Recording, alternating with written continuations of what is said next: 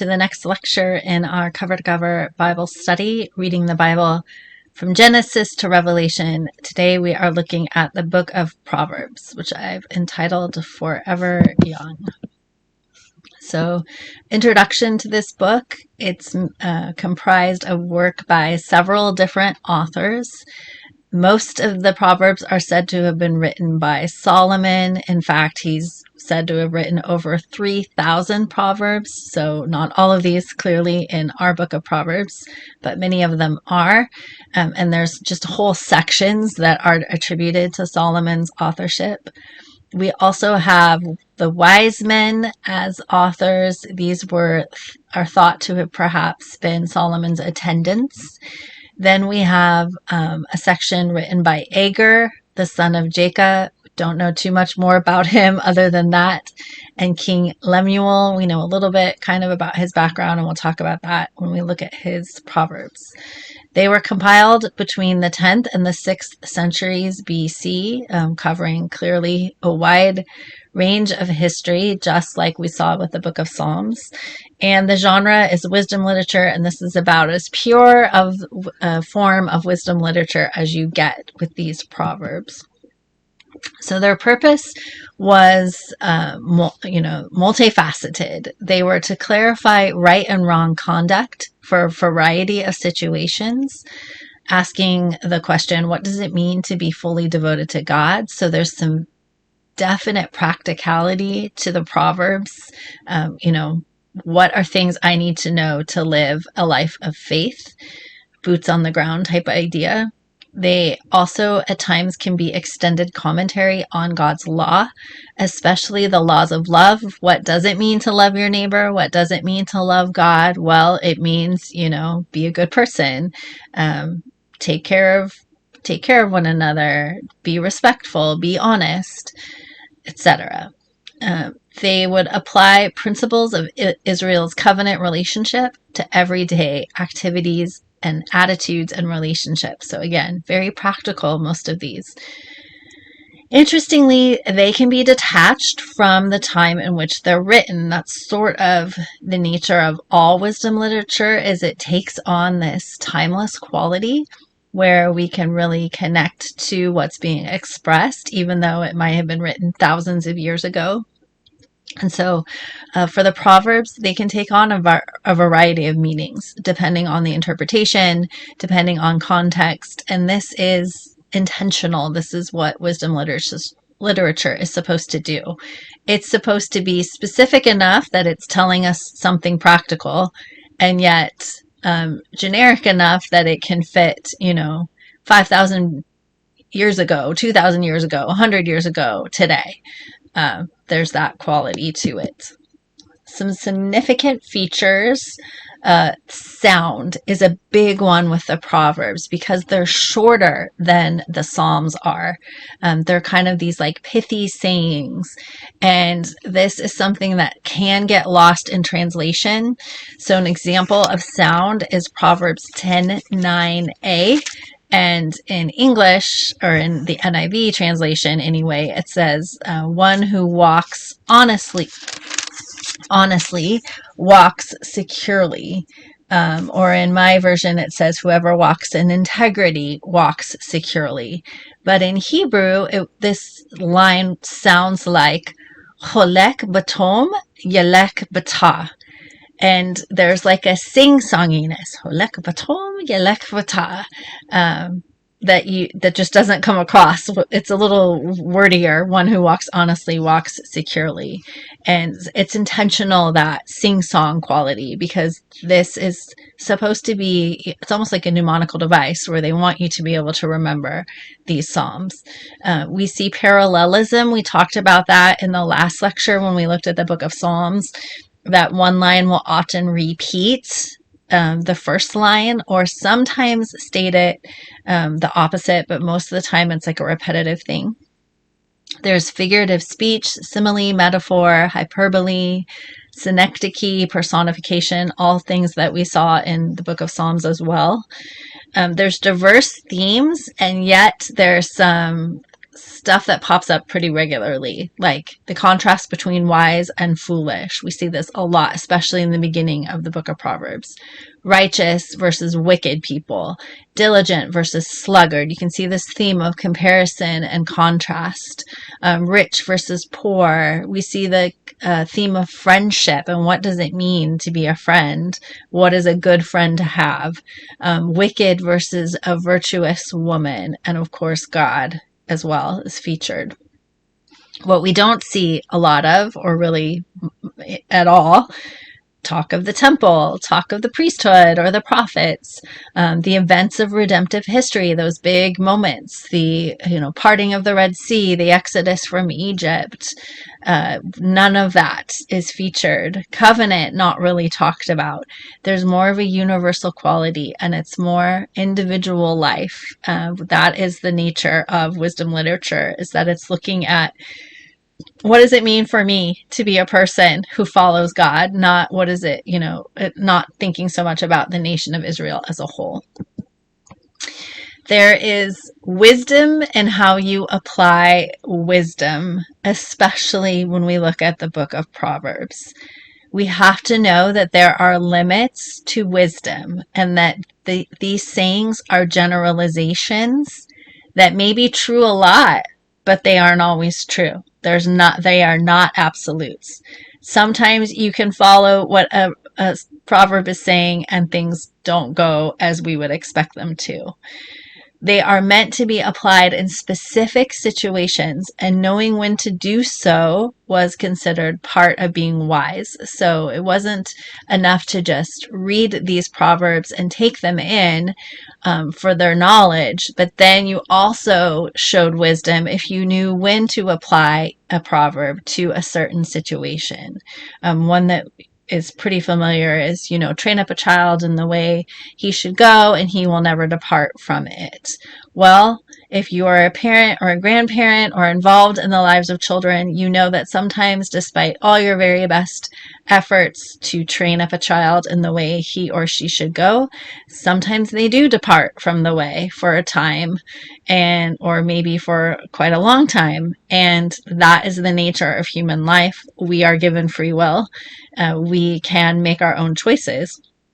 So this proverb isn't meant to say that, if you do it this way, you're always going to have this result. It's not a formula. It's a generalization. And so sometimes that won't be the case, sadly.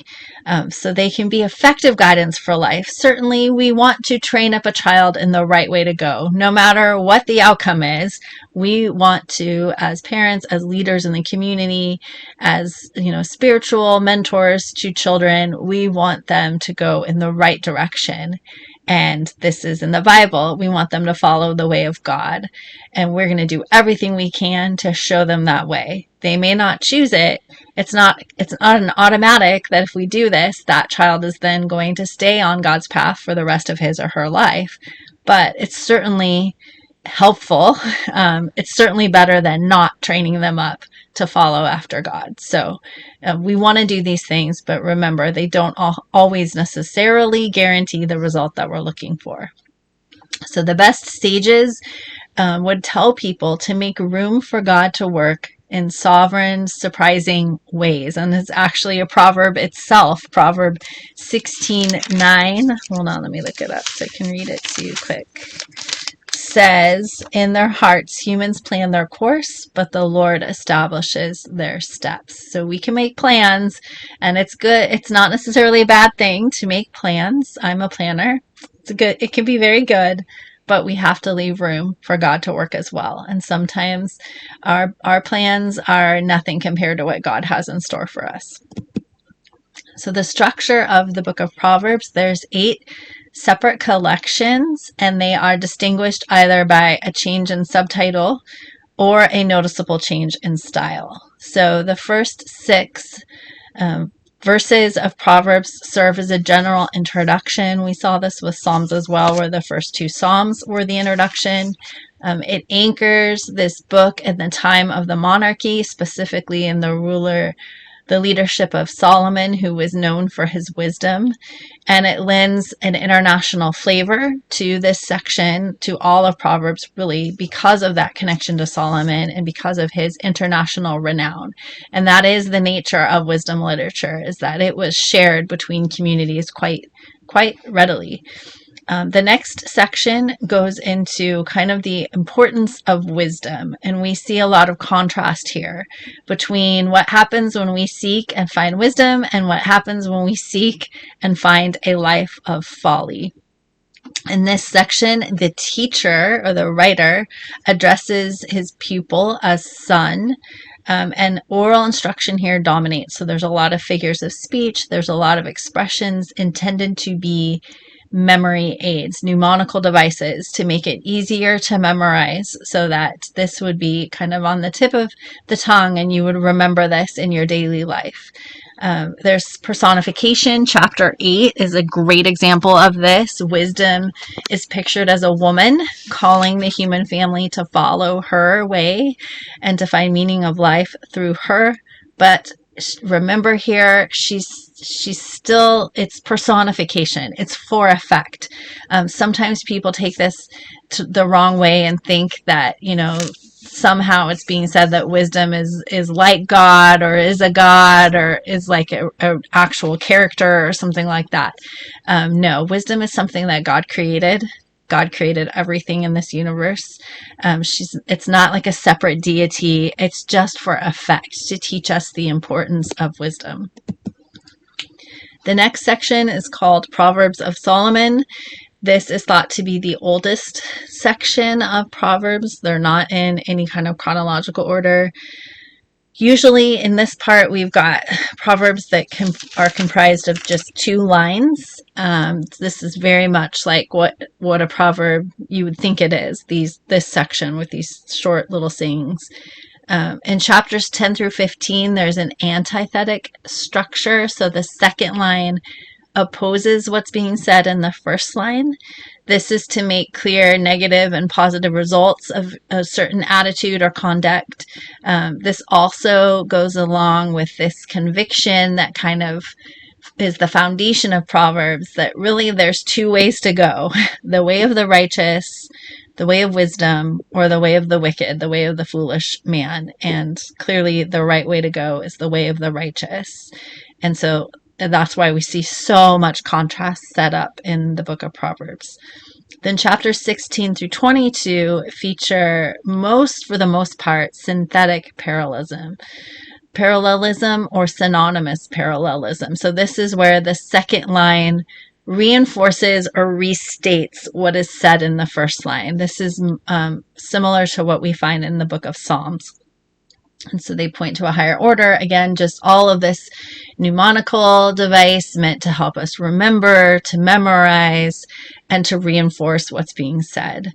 In this section, many of these are practical observations of everyday life rather than something specifically linked to Israel. So for instance, if you look at Proverbs 11:2, it says, when pride comes, then comes disgrace, but with humility comes wisdom. That is a true statement for anybody, whether you believe in the one true God or not. That would be an applicable statement and something good to understand for life. And this section has that quality about it. The next section deals with the words of the wise. This is an unknown group of sages, and they're longer than the preceding section, not quite that short kind of sing-songy quality that we saw in the other sections. They for the most part use synonymous and synthetic parallelism rather than contrast. They often feature admonition or exhortation, so trying really to get us to do something. And frequently, one clause is reinforced by something that states the reason or the motivation for the command. So let me see if I can find an example here. So here in Proverbs 22, look at verses 24 through 35. Proverbs 22, 24 through 25. It says, do not make friends with a hot-tempered person.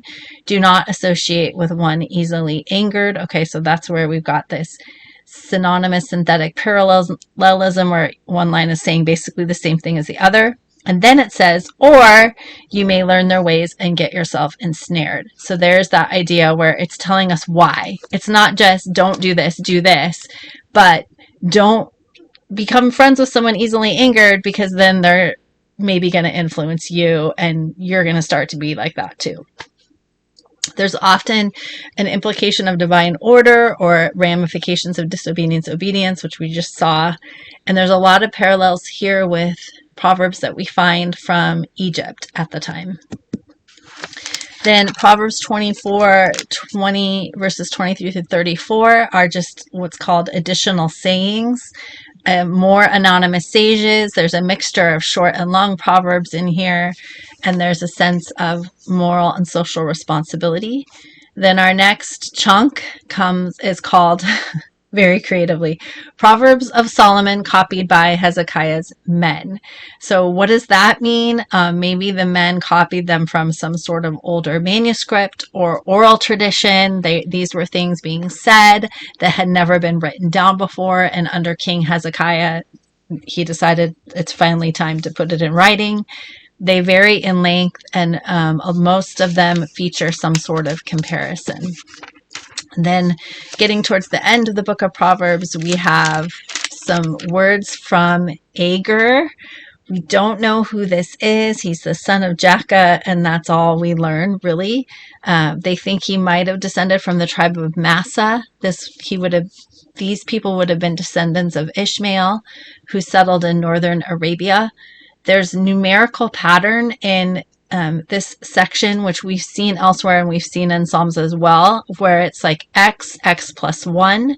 So for instance, in Proverbs 30, if you look at verse 13, it says, the leech has 2 daughters. Give, they cry. There are 3 things that are never satisfied, 4 that never say enough. So you see that a lot, the 3 and the 4.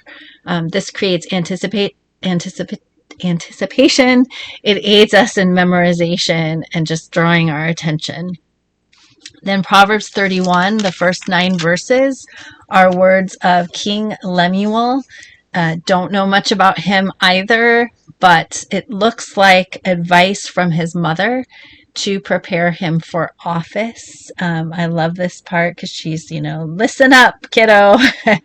You're the answer to my prayers, and I'm going to tell you some stuff. And she's like, don't spend your strength on women. That's wise, considering the downfall of many of the kings of Israel. And then she says, it's not for kings to drink wine or crave beer, lest they drink and forget what they've done or deprive all the oppressed of their rights.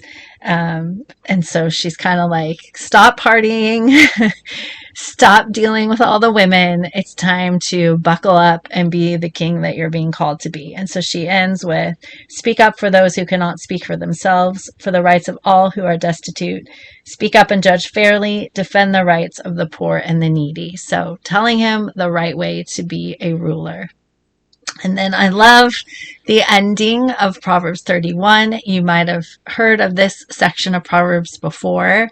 It's the description of an excellent woman. There's a whole ministry, Proverbs 31, dedicated to women. Jewish people still to this day recite this section of the Proverbs to their mothers and wives at their Sabbath dinners every Friday night. In Hebrew, it's separated by alphabetical acrostic form to aid memorization and to point to a sense of wholeness in the life of this woman being described. And a big group of scholars believe that this is possibly a eulogy that Lemuel wrote in memory of his mother. So we've got this great advice his mother gave him. Clearly, she was a wise woman. And then upon her death, he eulogizes her with these amazing words. And so we learn that these are not words. This is not one day in the life of this woman. She's not a super woman, although she is a great one. This is describing sort of the whole course of her lives and all the things that she has done. And it's just beautiful to think that he eulogized his mother in this way, and that to this day, Jewish people continue to recite this to their mothers. Oh, if I could get my kids to recite this to me every Friday night, I think that would feel really good. But my kids, no way. No way will they do this. All right. So there's a great influence on the New Testament writers coming out of Proverbs. There's a number of allusions or direct quotations in the New Testament. For example, in James 4:6, he writes, God shows favor to the humble. Proverbs 3:34 says, God shows favor to the humble. Can't get more direct than that. And sometimes there's more of an elusive, it's an allusion, something undergirding what the person is saying. Certainly, Christ reveals the fullness of God's wisdom. I've been talking about this a little bit as we've looked at the different books of the Bible, but Jesus is going to be the most complete revelation of God that we have. The Old Testament teaches us so much about God. We learn a lot about his character and about ourselves and what it means to follow God. But it's going to be an incomplete picture until Jesus Christ shows up. We need Jesus to give us that full and complete revelation. And so we learn a lot about wisdom through Jesus Christ. And so Jesus himself can be correlated back to that discussion of what wisdom personified looks like from Proverbs 8. John starts out his gospel with really linking Jesus to this idea of wisdom. In Old Testament times, there was a distinction between woman wisdom and woman folly. And this was meant to illumine the fact that there is a choice between God and false gods. There's two ways. You can choose to follow God. That's the right way, righteous way, the wise way, or you can choose the foolish way, which is to turn away and follow after false little g gods of the world. So in our time, Jesus, as I said, is the full and complete revelation of wisdom. So we can read the invitation of woman wisdom in terms of Jesus as this invitation from Jesus Christ to have a relationship with God. All right, and that brings us to the end of Proverbs. Like Psalms, this was a difficult book to assign reading for because there's just so much variation in this. So hopefully you did the best you can, kind of working your way through it. And then this has given you some background information to continue your study at a later date. But Psalms and Proverbs both are just, you would greatly benefit from taking the time to kind of slowly, more slowly anyway, work your way through these so you could get some detail. All right, let's close in prayer. Gracious God, thank you that you understand the importance of wisdom, and not just esoteric wisdom, God, but wisdom for practical matters, the everyday stuff of life, how to raise up the next generation, Lord, how to follow you most faithfully, how to express our love for you and for our neighbor. God, we're grateful that you attend to those needs, to those practical needs, as well as those deeper spiritual needs. God, thank you for the gift of this book. Lord, help us to apply this wisdom to our lives in the proper way. And Lord, help us to draw closer to you in our own walk. In Jesus' name we pray. Amen.